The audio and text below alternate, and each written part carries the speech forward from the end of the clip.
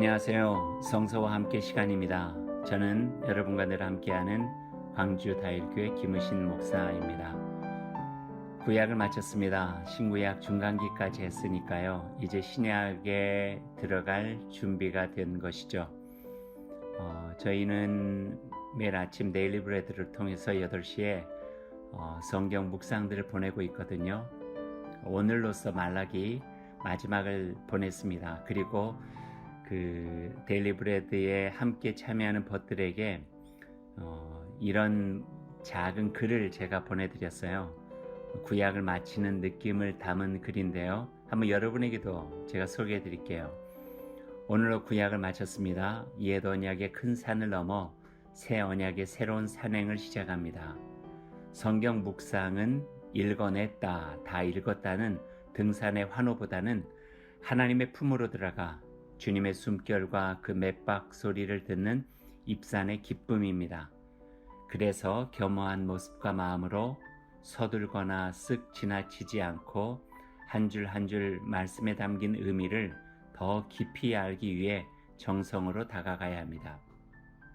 처음 대하는 음식을 맛보듯이 숲속에 숨겨진 맑은 샘물 곁에 조심스럽게 다가가듯이 하나님의 말씀을 여러분 안에 새겨보기를 원합니다. 그리고 수고하셨습니다. 이제 새 언약의 말씀에서 뵙겠습니다. 말씀과 함께하는 길벗 김우신 목사 이렇게 드렸죠. 등산의 환호가 아닌 입산의 기쁨, 여러분 그 둘의 차이를 아시겠어요? 산이 엄청나잖아요. 근데 그 산 올랐다고 해서 야호 내가 정복했다 하는 게 아니죠. 구약을 우리가 다 읽었어도 다 아는 것이 아닌 것처럼요. 오히려 읽으면 읽을수록 더 모르는 것이 많아지는 것이 하나님의 말씀, 더 이해하기 힘든 것이 하나님의 마음이 아닐까 하는 생각도 해보게 됩니다. 그래도 그 가운데서 내게 주셨던 하나님의 말씀과 내 안에 들어오신 하나님, 그분을 경험하는 것이 얼마나 큰 기쁨인가 생각할 때 그것을 저는 입산의 기쁨이라 이렇게 표현을 해본 것입니다. 실제로 그러지 않던가요? 등산 이후에 가지는 어떤 그런 희열보다는 숲길을 걸어가다가 그 숲속에서 듣게 되는 작은 소리들, 평상시 도회지에 살면서 들을 수 없는 소리들 있잖아요. 새소리, 풀소리, 풀벌레 소리, 이런 소리들이 우리의 마음을 넉넉하게 만들고 여유롭게 만들고 참 감사하게 만드는 것들이 있어요. 또 계곡에서 흐르는 물소리도 있고요. 또 나뭇잎에 부딪히는 바람 소리도 있고요. 참 오묘한 소리들이 그 숲속에는 다 있죠. 그래서 산은 등산의 환호가 아니라 입산을 통해서 느끼는 기쁨이라는 거죠. 말씀 한 구절 한 구절 또 말씀 속에 담겨져 있는 의미를 새록새록 깨달으면서 하나님의 마치 품 안에 있는 것처럼 말씀으로 내 안에 새로운 하나님 안에 그 자녀로서의 모습들이 조성되는 것처럼 이런 기쁨들이 우리 안에 있었으면 좋겠습니다. 이제 신약에 들어갑니다. 신약 복음서를 들어가면서 여러분의 안에 하나님의 말씀을 통해서 확장시켜 주시는 새로운 나라, 또 예수 그리스도의 그 말씀처럼 하나님의 나라가 여러분 안에 조성되고 여러분을 통해서 하나님의 나라도 이루어질 수 있는 또 다른 기쁨이 있기를 소망합니다.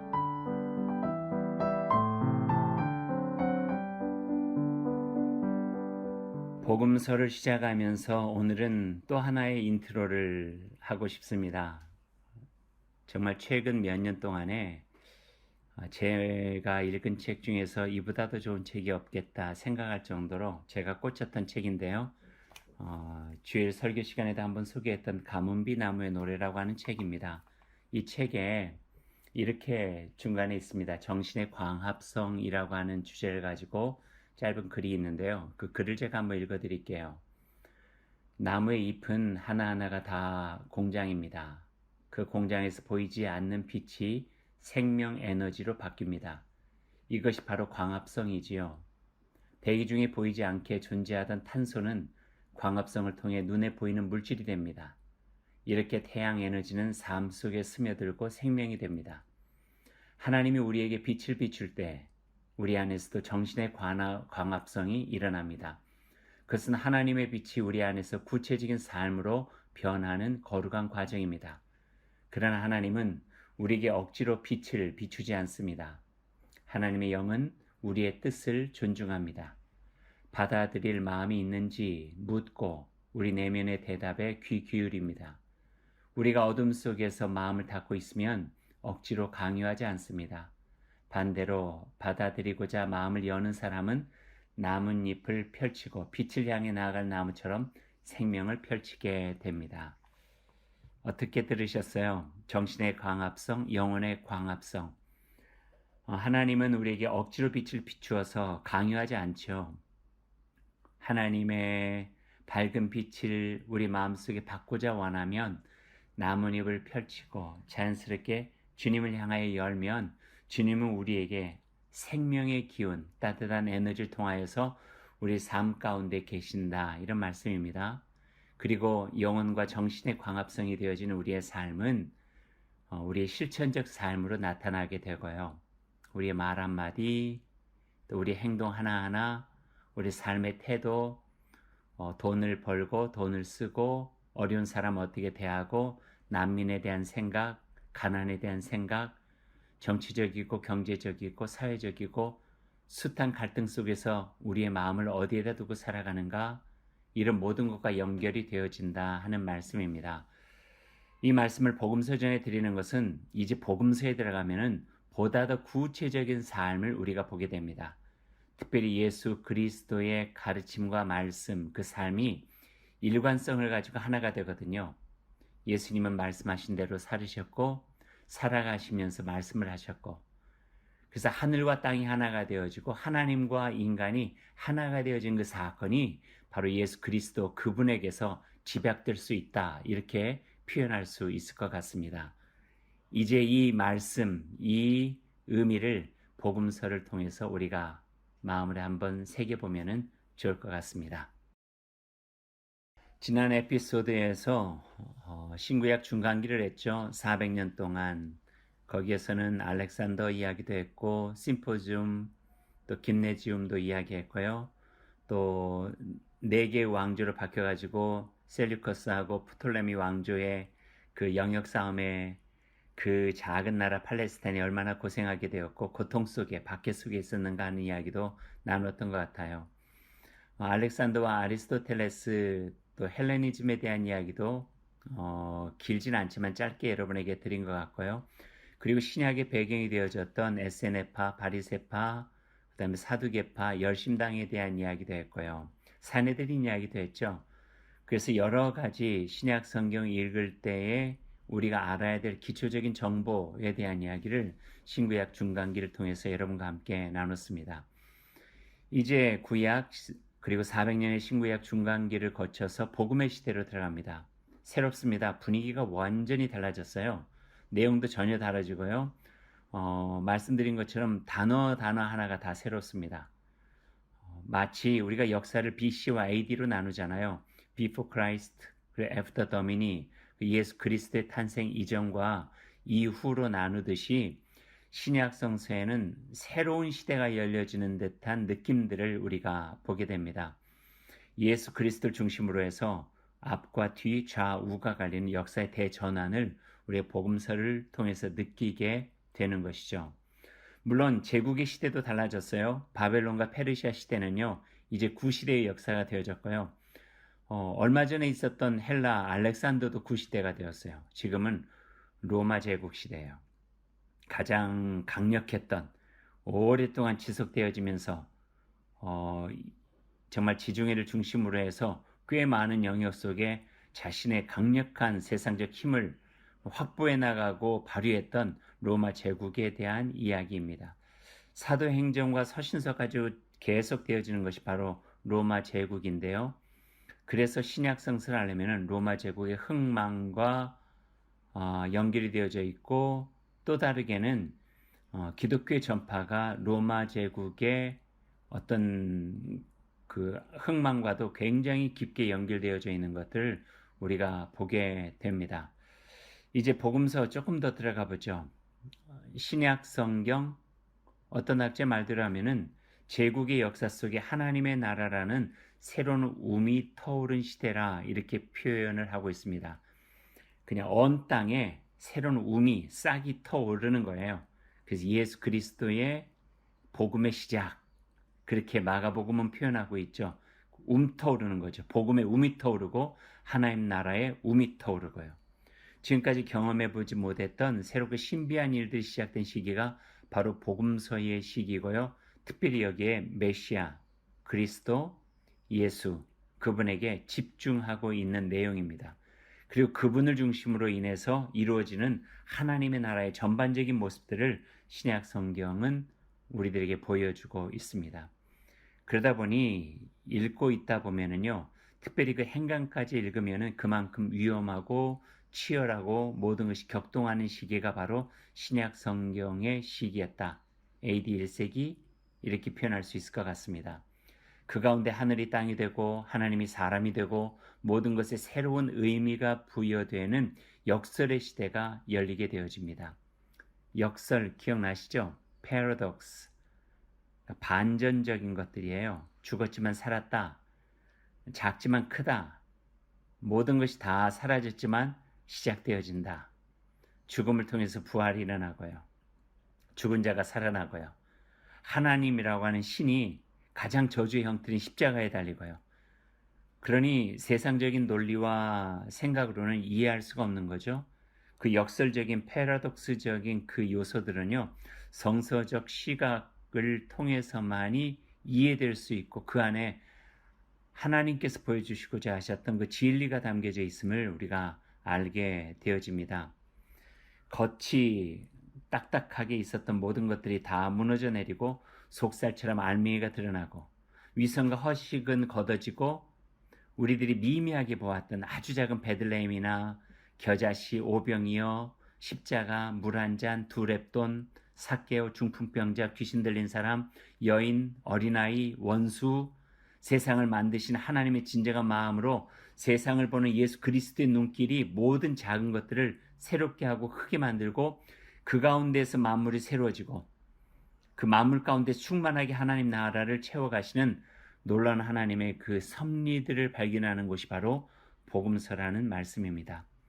그래서 복음서를 다가가는 우리의 마음은 조금 더 새롭게 열려야 되고 겸허하게 열려야 되고 하나님의 거룩한 신비에 대한 그 오묘함을 기대하는 마음으로 경외감을 가지고 다가갈 때에 복음서를 통해서 우리에게 보여주시는 하나님 나라의 신비와 하나님 나라의 구체적인 역사적 실천들을 우리가 볼 수 있겠다, 이런 말씀도 드릴 수가 있습니다. 신약이 몇 권인 줄 아시죠? 우리 주일학교 때 외운 것으로는 구약과 신약을 이렇게 외웠어요. 39권과 27권이니까요. 3, 9, 27 그렇게 외웠어요. 좋은 방법이었던 것 같아요. 지금까지 잊어버리지 않는 거 보니까요.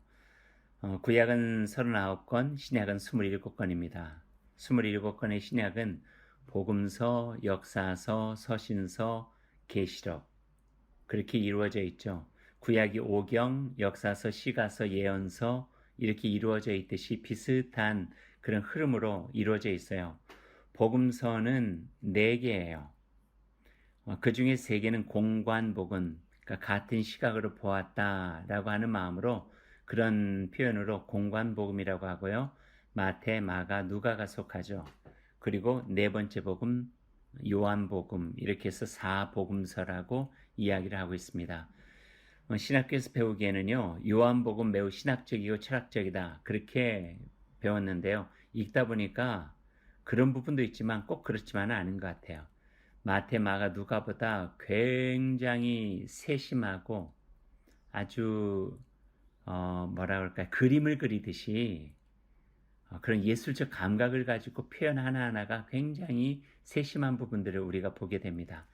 그냥 식사를 하셨다라고 하지 않고 숯불을 피워놓고 생선을 구이에다 올려놓고 그래서 마치 우리들이 그 속에 있는 것처럼 느끼게 하는 것은 요한복음이 더 그렇다 하는 생각을 해보게도 됩니다. 사도행전은 신약의 유일한 역사서죠. 그래서 초대교회의 역사들을 쭉 보면은 바로 사도행전 속에 다 나와 있고요. 또 서신서를 읽을 때 꼭 참고해야 될 것이 바로 사도행전입니다. 왜냐하면 갈라디아, 고린도, 데살로니가 다 사도행전에 언급되어졌고 그곳이 왜 바울 사도에게 중요하고 또 그 지방과 그 교회에다가 바울 사도가 편지를 보낼 수밖에 없었는가에 대한 배경들이 사도행전에 나오기 때문입니다. 또 교회의 출발과 교회의 흥망성쇠도 사도행전에 담겨져 있습니다. 그 사도행전을 잘 읽으면은 교회론, 교회에 대해서 다시 한번 우리가 생각하게 되는 계기도 가질 수가 있게 되죠. 사복음서와 사도행전 이후에 가장 많이 차지하는 것이 편지글, 서신서예요. 21개나 돼요. 바울 서신, 그러니까 바울이 쓴 서신이죠. 그리고 보편적인 수신을 대상으로 한 공동 서신도 있고 사도 요한이 쓴 요한 서신도 있고요. 그래서 편지는 편지처럼 읽는 필요가 있습니다. 그러니까 다른 복음서는 천천히 읽어도 되는데요. 우리가 만약에 누군가에게서 편지가 와서 받았다 생각하세요. 오늘 첫 장만 읽고 내일 두 번째 장 읽고 모레는 세 번째 장 읽어야지 그러나요? 아니에요. 한 번에 잘 읽어야 하지만 그 편지의 의미를 잘 알 수 있잖아요. 그래서 서신서는요, 가능한 한 쪽으로 읽기도 하지만 처음에는 1장에서부터 마지막까지 쑥 한번 읽고 난 다음에 그 다음에 또 세밀하게 그 속에 들어가 그 내용을 아는 것이 필요하게 됩니다. 그래서 서신서는 큐티보다는 쭉 읽고 그 의미와 배경을 온전히 이해할 때 더 유익합니다. 복음서 읽기와는 정반대죠. 복음서는 사건들이 모여져 있는 거거든요. 그래서 하나하나를 곰씹어 읽어야 돼요. 특별히 복음서는 그 기간이 마태복음하고 누가복음은 예수님의 전 일생이니까 30년이 넘지만 주로 복음서는 한 3년 정도의 집약이 되어져 있거든요. 그러니 그 시간과 사건, 삶의 자리에서 만들어진 내용들을 천천히 곰씹어 가면서 읽을 때에 복음서는 바로 우리의 것으로 다가올 수가 있습니다. 그리고 마지막에는 예언서가 있어요. 우리의 오해는 미래에 나타날 일에 대해서 미리 알려주는 것 예언이라고 생각하는데요. 성경 속의 예언은 구약에서도 말씀드렸다시피 미리 알려주는 게 아니에요. 하나님께서 맡겨주신 말씀을 그 시대에 합당하게 선포하는 것이에요. 그 일들이 미래에 일어날 것이라는 연결고리가 있는 거죠. 그러니까 미리 예가 아니라 맡길 예자를 쓰는 예언이라고 하는 것을 여러분 마음에 다시 한번 생각해 보셨으면 좋겠어요. 그래서 예언자는요, 점을 치듯이 미래를 알려주는 사람이 아니라 말씀을 전하는 자예요. 그래서 어떤 분은 다른 말로 말씀의 담지자라고 표현을 해요. 하나님께서 말씀을 그 입에, 그 마음에 그냥 주셔서 담겨진 말씀을 전하면서 그 시대와 역사 속에 필요한 역할을 해나가는 것 예언자죠. 그래서 여호와 하나님의 말씀입니다. 여호와 하나님 말씀이다 라고 정하고 가감없이 자기 생각을 넣지 않고 틀림없이 말해야 하고 그래서 하나님의 말씀이 이 백성들에게 온전하게 전해지고 바로 깨달아 믿음으로 회복되고 용기를 가지고 하나님의 백성답게 살아갈 수 있도록 돕는 일, 이것이 바로 예언자의 역할이었다 표현할 수가 있습니다. 예수님의 사역 초기에 보면은 이스라엘 백성들이 예언자라 이야기를 했어요. 예언자 중에 한 사람입니다. 그럴 수 있는 가능성이 훨씬 더 많이 있죠. 메시아, 그리스도라 그 삶으로 고백하고 발견하기 전에는 그들에게는 하나님의 말씀을 전하는 예언자일 수밖에 없었으니까요.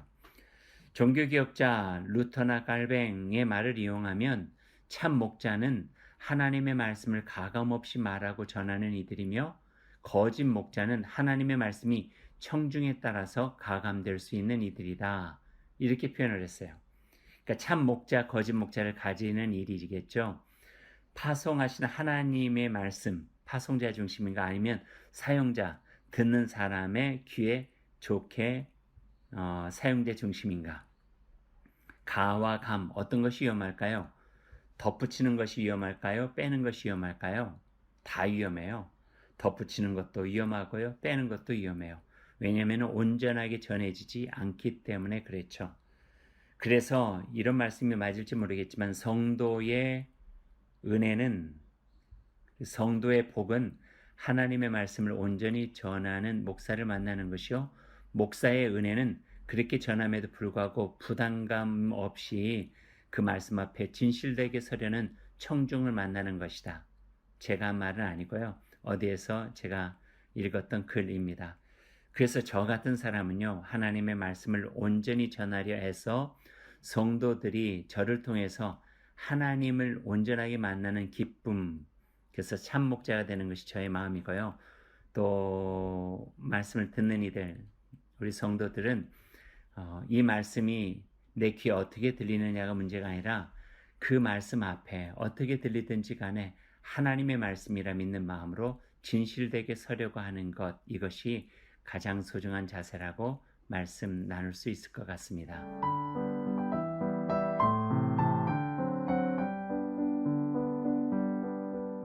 복음서도 4개나 있습니다.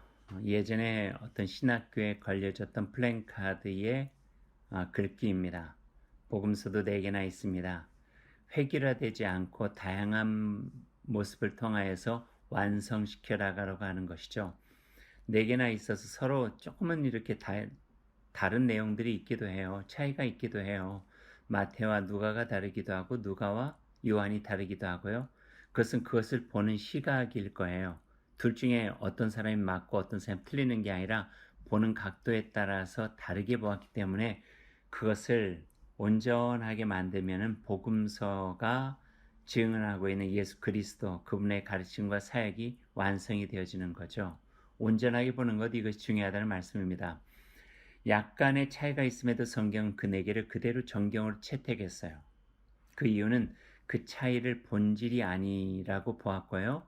성서 기자와 배경 그 대상에 다른 차이라고 보았기 때문이에요. 또한 이 4개의 복음서는 예수 그리스도의 삶을 온전히 이해하는 데 보완하며 도움이 준다라 결정했기 때문에 4개의 복음서를 그대로 정경으로 채택하게 됩니다. 신약 성경은 구약 성경과 단절이 아니라 계승이 되어져요. 마침 이어진 거죠. 구약 없이 신약이 있을 수 없고요. 신약 없이 구약이 완성될 수가 없는 것이죠. 마태, 누가의 족보 이야기도 그런 의미고 유달리 구약을 많이 인용한 마태복음은 유대인들을 향해서 그리스도 되신 예수님을 소개하기 위함입니다. 그 당시 회당에 있었던 사람들은 구약의 율법을 잘 알고 있었어요.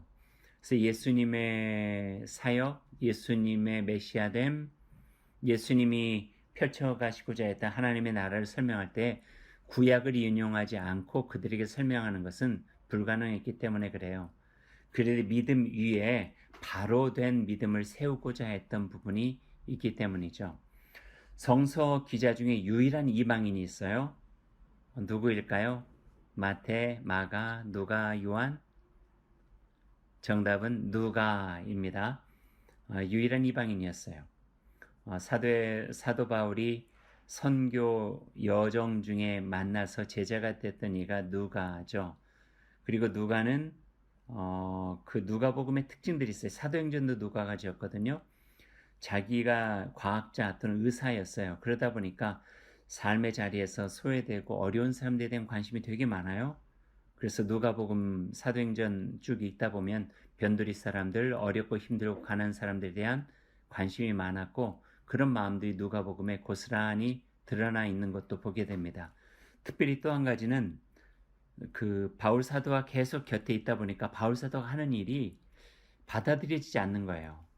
그는 굉장히 지성인을 생각하고 기승전결, 검증이 되어져야지만 믿는 과학자였어요. 그런데 과학적으로 설명할 수 없는 부분이 일어나는 거예요. 이적도 그렇고 기사도 그렇고 바울 사도의 삶 자체도 그렇고요. 이해가 되지 않는 것이죠. 그러다가 누가 복음에도 나타났듯이 누가는 바로 그 일들이 가능하게 한 데 2가지의 힘이 있음을 느끼게 돼요. 첫 번째는 기도였고요. 2번째는 성령이었어요. 기도와 성령이 아니면 이런 일들이 이루어지지 않는다.